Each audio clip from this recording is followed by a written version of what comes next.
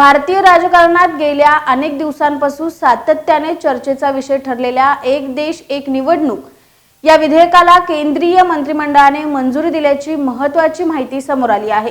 काही दिवसापूर्वीच माजी राष्ट्रपती रामनाथ कोविंद यांच्या नेतृत्वाखाली समितीने वन नेशन वन इलेक्शन संदर्भातील अहवाल तयार केला होता।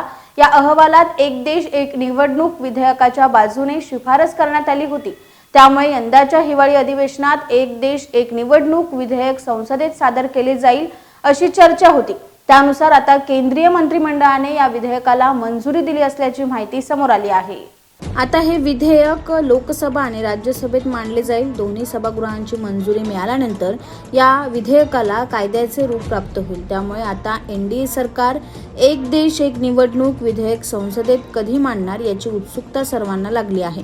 दरम्यान पुढील आठवड्यात हे विधेयक मंजुरीसाठी संसदेच्या पटलावर मांडले जाऊ शकते।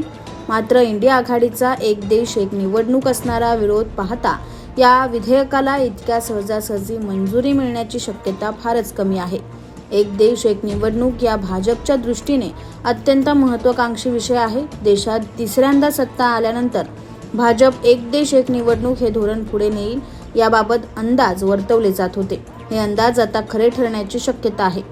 लोकसभेत एक देश एक निवडणूक विधेयकाला विरोध झाल्यास ते संसदेच्या स्थायी समितीकडे पाठवले जाऊ शकते।